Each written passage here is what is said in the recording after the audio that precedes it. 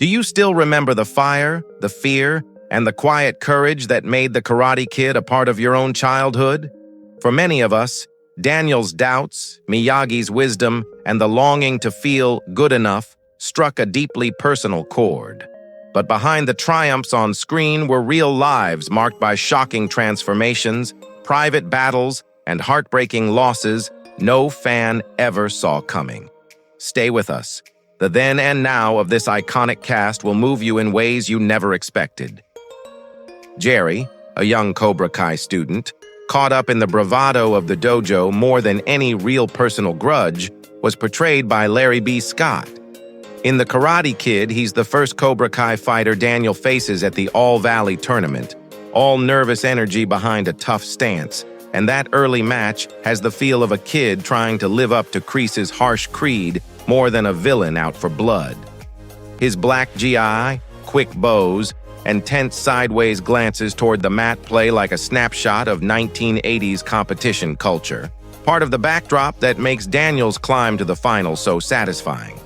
Larry B. Scott, born August 17, 1961 in New York City, was 23 when he took the role, bringing a nimble, athletic presence shaped by early work in film and television. After The Karate Kid, he became best known as Lamar in Revenge of the Nerds and appeared in Space Camp, Iron Eagle, and numerous TV projects. Now 64, he still takes selective acting and behind-the-camera work while living a relatively low-profile, steady creative life in entertainment. Mr. Mills, the firm but quietly affectionate father, whose steady presence framed Ali's world outside the dojo drama, was portrayed by William Bassett. In The Karate Kid, he appears in brief but memorable moments. His measured tone at the country club, the polite smile he offers Daniel, and the way his posture shifts when teenage tensions rise, all giving a glimpse of an older generation trying to guide their kids with grace while not fully understanding the emotional storms they're caught in. Those scenes carry a soft, nostalgic weight today, capturing the suburban calm that surrounded the film's larger clashes of pride and ambition. William Bassett, born December 28, 1935 in Evanston, Illinois, was 48 when he stepped into the role, bringing a classic, understated authority shaped by years of television and stage work. After The Karate Kid, he built a long career with roles across film, animation, and series such as Mad Men, lending his distinctive voice and composed presence to a wide range of characters. Bassett passed away on February 9, 2025, at the age of 89, and is remembered for a steady, dignified career that left its mark across generations of American television and film. Johnny Lawrence, the fiercely driven Cobra Kai standout whose blonde hair, sharp stance, and restless pride made him Daniel's most electric rival, was portrayed by William Zabka. Johnny's intensity on the mat, the tight jaw he carried after a bad cue from Kreese, and the brief flickers of doubt behind his bravado gave his scenes a charge that went far beyond simple teenage swagger. His stumble in the sand, the strained apology at the tournament, and the way he looked when the crowd roared for someone else still echo with the ache of a kid trying to live up to the wrong mentor. Born October 20, 1965, in New York City, was 18 when he took the role, bringing a physical precision and surprising emotional restraint that helped shape one of the decade's most memorable rivals. After The Karate Kid, he worked steadily in film and TV before returning to the franchise with Cobra Kai, where he expanded Johnny into a flawed, heartfelt, often funny portrait of second chances. Today, at 59, Zabka continues to act, produce, and collaborate on new seasons of Cobra Kai, building a career rooted in the same mix of drive and humility that reshaped Johnny Lawrence for a new generation. Jimmy, a loyal Cobra Kai teammate whose nervous laughter and quick glances toward Johnny revealed more uncertainty than true menace, was portrayed by Tony O'Dell. Though not the loudest voice in the dojo, Jimmy added a youthful tension to the edges of each confrontation. His shifted footing during parking lot standoffs and the tight swallow before the All-Valley matches, capturing a kid swept up in the heat of rivalry, rather than built for Kreese's harsh creed. Those small moments give his presence a nostalgic softness today, a reminder of how many teens in the 1980s tried to act tougher than they felt. Born January 30th, 1960, in Pasadena, California, was 24 when he stepped into the role, bringing a grounded, expressive style shaped by early sitcom and drama work. Outside, he found long-running success as Alan on Head of the Class and continued appearing in television across the decades. Currently, at 65, he remains active as an acting coach and mentor in Los Angeles, focusing on helping young performers find the confidence and nuance he once brought to Jimmy's quiet corner of the Cobra Kai world. John Kreese, the hard-edged Cobra Kai sensei whose clipped commands and unyielding stare forged a generation of fearful students, was portrayed by Martin Covey.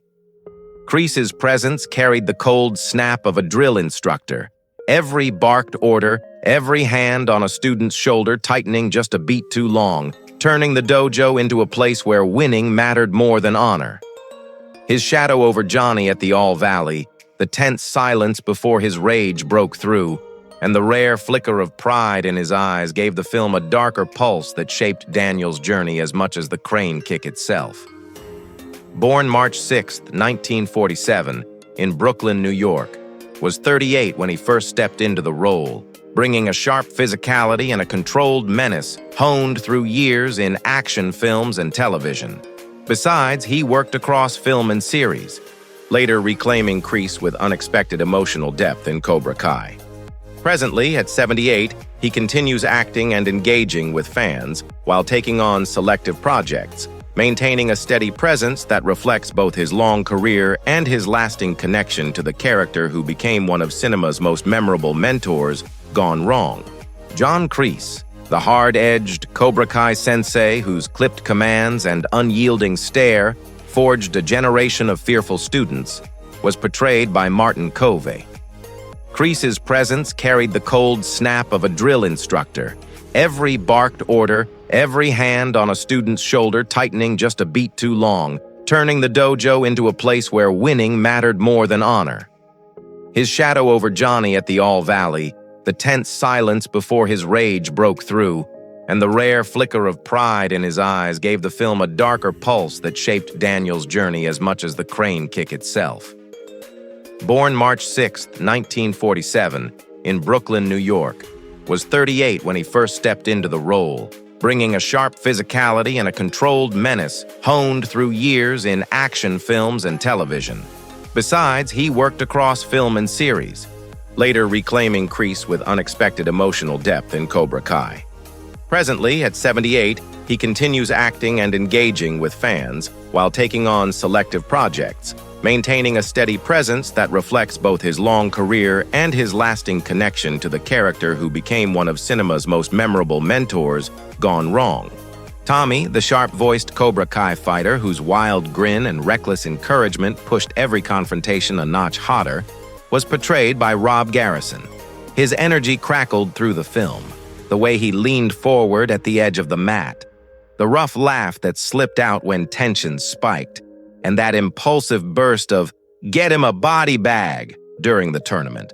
A line delivered with such teenage bravado, it became one of the era's most unforgettable flashes of 80s intensity. Beneath it, though, you can sense a kid swept up in the dojo's pressure, trying to look fearless in a world that rewarded toughness over thought. Born January 23, 1960, in Wheeling, West Virginia, was 24 when he took the role, bringing a raw, youthful spark shaped by early stage and film work. After The Karate Kid, he appeared in Iron Eagle, Coach, and a variety of television roles before returning to the franchise decades later in Cobra Kai, where he delivered a surprisingly tender performance reflecting Tommy's complicated past. Sorrowfully, Garrison died on September 27, 2019, at 59 due to kidney and liver failure, and he is remembered warmly for giving one of the film's smallest roles an outsized emotional footprint. Dutch, a sneering Cobra Kai hothead whose wild energy turned every scrap into a dare, was portrayed by Chad McQueen. With his blonde hair flying, elbows swinging, and that cocky lean against the fence, Dutch embodied the raw, bragging edge of 80s teen bravado, especially in the scene where he crowds Daniel at the tournament and snarls that points don't matter, only payback. He's the friend in Johnny's crew who pushes everything one step further, giving those locker room moments a jolt of reckless fun and danger that still feels burned into the film's final stretch. Chad McQueen, born December 28, 1960 in Los Angeles, California, was 23 when he took the role, bringing real martial arts training and a tough physical presence shaped by his love of racing. After the film, he starred in action titles like Martial Law, Death Ring, and Redline before shifting focus to motorsports and his McQueen Racing Company. Regrettably, McQueen died on September 11, 2024, at 63 from organ failure, leaving a small but unforgettable mark on the franchise and on 80s movie villains. Lucille LaRusso, the upbeat single mom whose optimism carried Daniel through every rough turn of their move to California, was portrayed by Randy Heller. Lucille's bright voice, the way she cheered from behind a steering wheel that sometimes barely held together, and her habit of nudging Daniel forward with a hopeful smile gave the film a warm, emotional grounding. Her small moments, pushing open the apartment door with tired arms or lighting up when Daniel found a bit of confidence, brought a lived-in tenderness that softened the story's harder edges. She was 37 when she took the role, bringing a natural blend of humor and quiet resilience shaped by her early stage and television work. After The Karate Kid, she continued building a steady career with roles in Mad Men, Cobra Kai, and numerous TV dramas and comedies.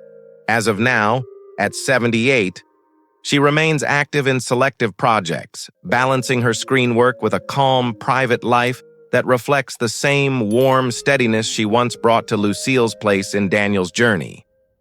Bobby Brown, the easygoing Cobra Kai lackey whose half-laugh and laid-back swagger masked the dojo's darker orders, was portrayed by Ron Thomas.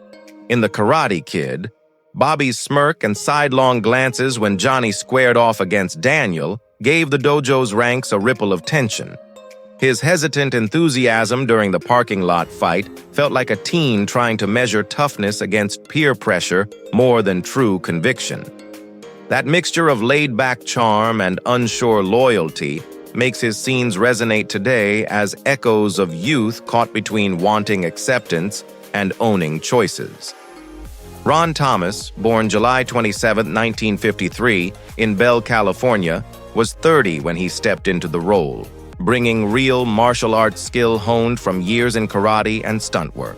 After the film, he continued working as a stunt performer and teacher in the martial arts community, while making occasional appearances in movies and TV, including sound work credits on action films in the late 80s and 90s.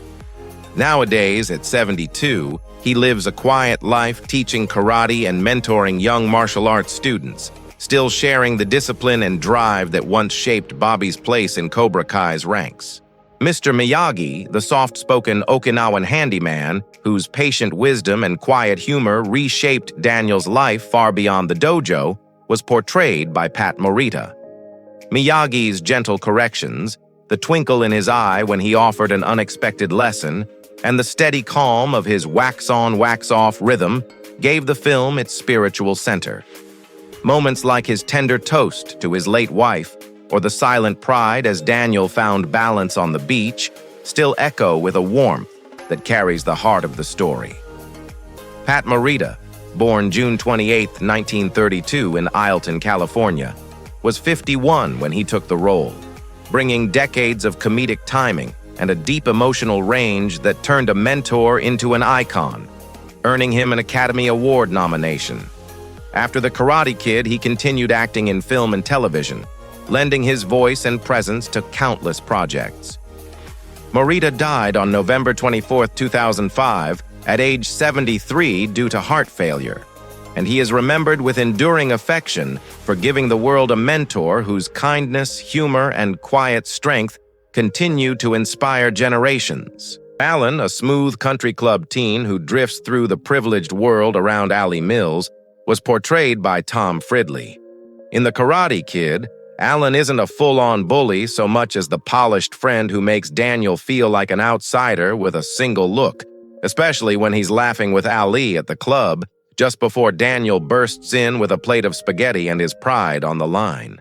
That easy posture by the pool and the casual way he fits into her circle give Alan a familiar 80s feel.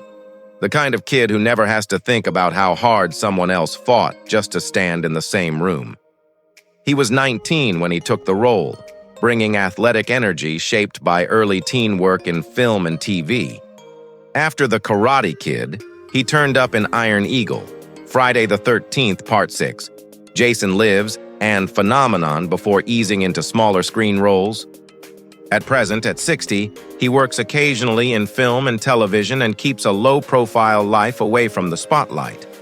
Referee, the firm yet quietly reassuring official who kept the All-Valley Under-18 karate tournament from boiling over, was portrayed by Pat E. Johnson.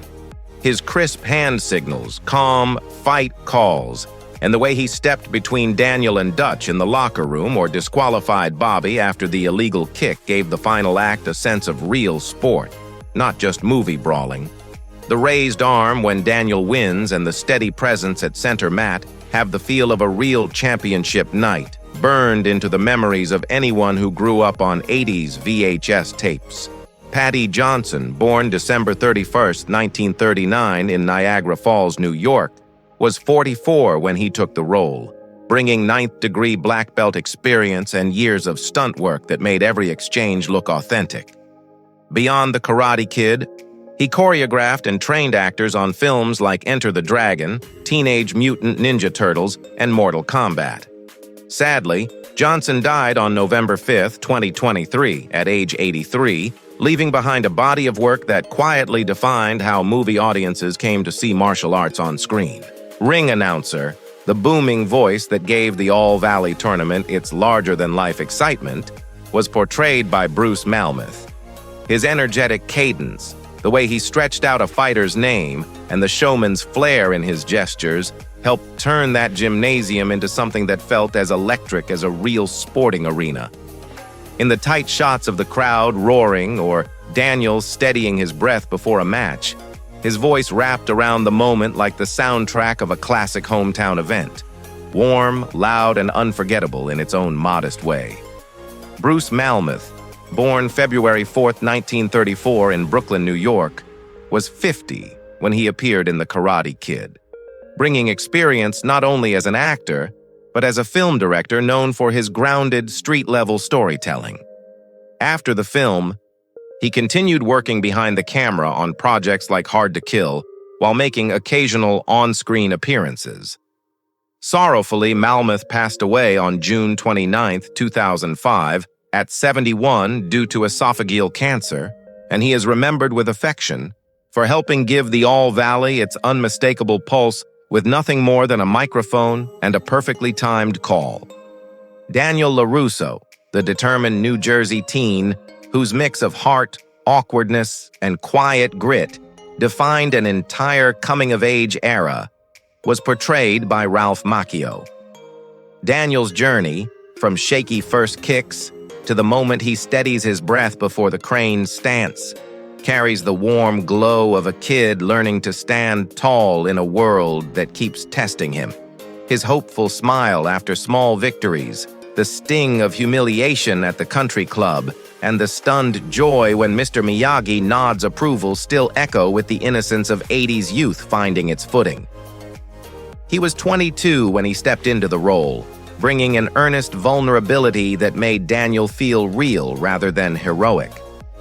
After The Karate Kid, he continued acting across film, television, and stage before returning to the franchise with Cobra Kai, where he deepened Daniel into a flawed but compassionate adult navigating old rivalries.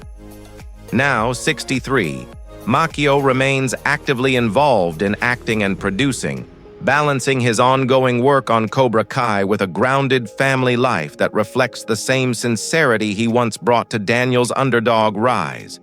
Mr. Harris, a no-nonsense handyman who becomes one of Daniel and Lucille's first points of contact in their shaky California start, was portrayed by Bernie Kuby.